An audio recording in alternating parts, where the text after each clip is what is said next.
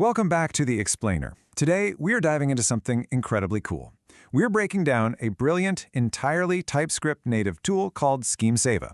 And specifically, we're going to look at the 5 AI agents powering the whole thing. It's a completely new architecture designed to tackle a massive public sector problem. We're going to literally look under the hood at exactly how this system thinks, retrieves information, remembers, evaluates, and ultimately acts. Now, before we get to the tech, let's just highlight the actual human stakes here. See, India has thousands of welfare schemes, but the real issue isn't a lack of funding. It's an awareness gap. Basically, people just don't know what they qualify for. In fact, research into the PMJA Health Initiative actually confirmed that low awareness of one's own eligibility is literally the primary barrier to uptake.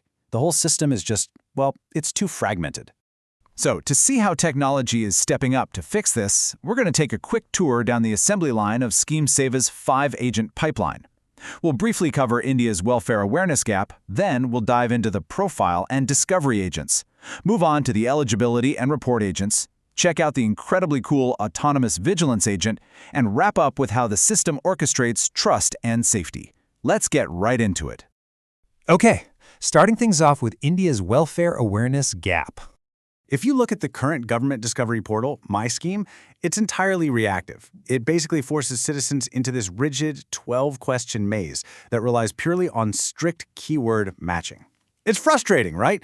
Well, SchemeSeva just throws out those rigid boxes completely. Instead, it uses conversational flexibility and memory to process plain, natural language through a proactive 5-agent system. It actually works for the user, not against them. So how does that actually work? Let's look at the profile and discovery agents. The exact moment a user provides their information, a master-style orchestration flow kicks off. You can think of it like a literal relay race. The user data runs down this exact sequential pipeline without missing a single beat. There are no 5 different forms to fill out. The citizen just tells their story in their own words. From there, the architecture autonomously coordinates data extraction, semantic search, rule checking, and report generation, one right after the other.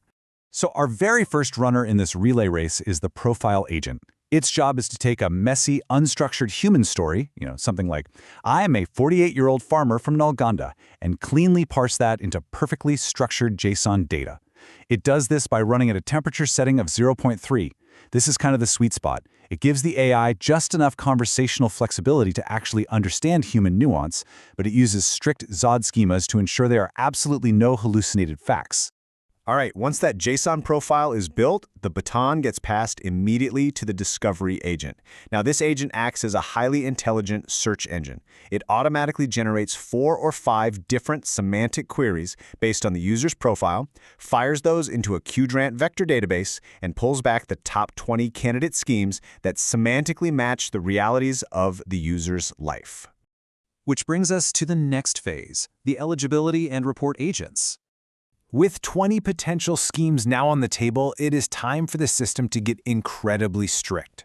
Enter the eligibility agent, which is basically our rule follower. Think of this agent as a very strict bouncer at the door. It runs at an absolute 0 temperature, meaning there is 0 LLM guessing allowed here. It relies entirely on deterministic logic to verify hard facts like age and income limits.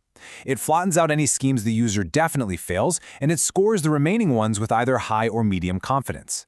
Next up, once eligibility is mathematically proven by our bouncer, the report agent steps in to act as the translator. To keep this specific agent from going off the rails, it uses something called the CRISP framework. That stands for capacity, role, insight, statement, personality, and experiment. This prompting architecture is crucial because it literally forces the agent to ditch the dense, confusing government jargon and instead generate a highly accessible markdown report that reads at an 8th grade level. And here's an incredibly important detail.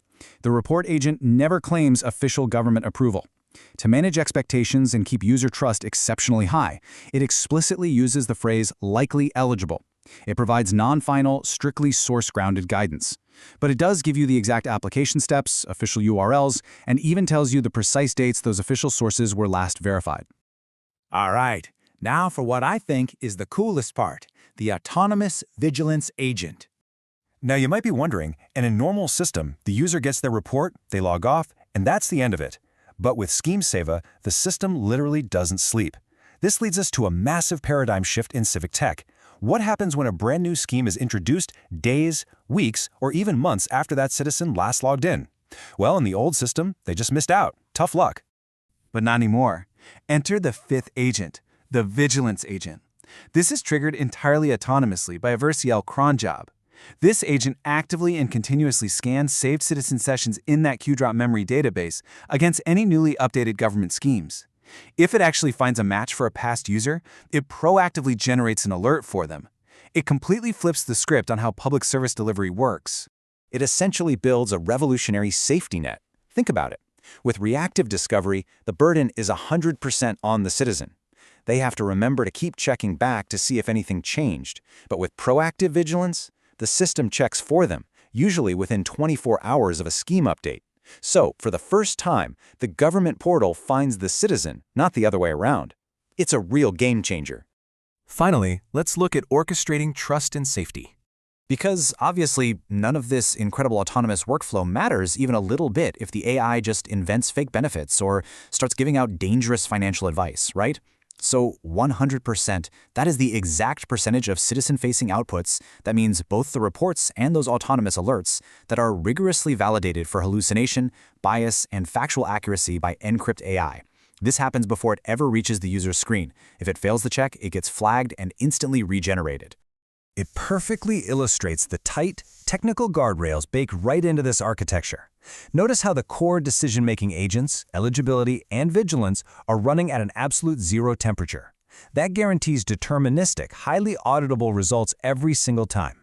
Meanwhile, the profile and report agents operate at that slight 0.3 temperature, which is just enough flexibility to handle messy, human conversational language smoothly without losing the plot. So as you reflect on how this 5-agent assembly line completely changes the game for civic technology, I want you to ask yourself something.